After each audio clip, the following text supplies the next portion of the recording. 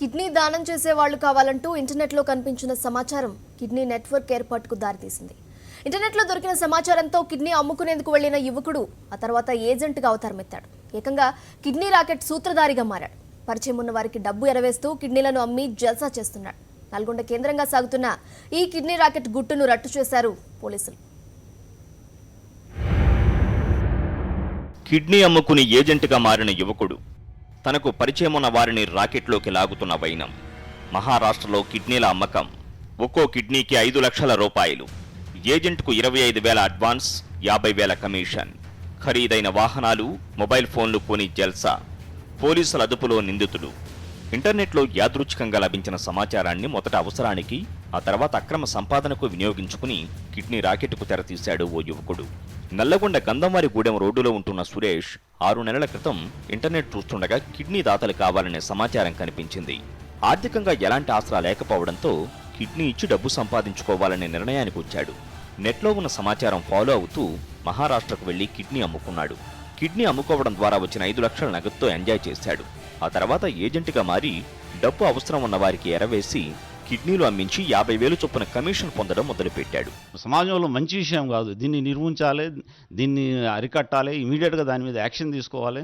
తర్వాత పోలీసులు రంగంలోకి వచ్చి సురేష్ను పట్టుకోవాలి. ఇలాంటి పిల్లలను పట్టుకొని కౌన్సిలింగ్ చేసి వాళ్ళను మంచి మార్గంలో నడిపించడానికి అందరం ప్రయత్నం చేయాలి. ఇటీవల నల్లగొండకి చెందిన ఓ వ్యక్తి సురేష్కు పరిచయం అయ్యాడు.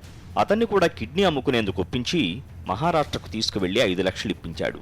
అతను నల్లగొండ తిరిగొచ్చి డబ్బు జలసాగా ఖర్చు పెట్టడం మొదలుపెట్టాడు. అక్కడే కథ రివర్స్ అయింది.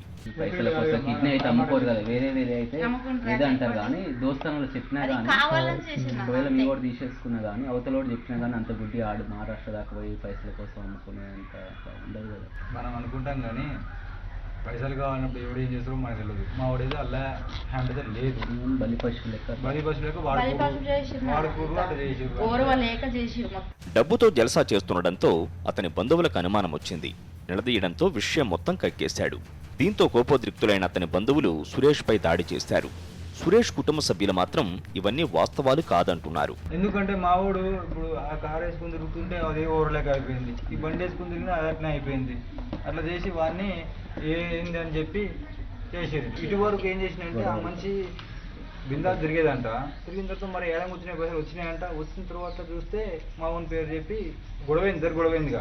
గొడవేసరికి వాళ్ళు చెప్పేసరికి ఆ గొడవలో ఇట్లా అయిపోయింది కదా. పోలీసులకు విషయం తెలియడంతో సురేష్ అదుపులోకి తీసుకుని విచారిస్తున్నారు. ఇప్పటి వరకు దాదాపు 30 మంది కిడ్నీలను అమ్మించినట్టు సమాచారం. అయితే కిడ్నీలను మహారాష్ట్రలో ఎక్కడ అమ్ముతున్నారు? అక్కడ ఎవరైనా ఏజెంట్ ఉన్నారా? లేదంటే ఏదైనా ఆసుపత్రికి తీసుకువెళ్తున్నాడా? ఏదైనా ముఠా పనిచేస్తోందా అనే కోణంలో పోలీసులు దర్యాప్తు చేస్తున్నట్లు సమాచారం. రమేష్, సాక్షి న్యూస్, నల్లగొండ జిల్లా.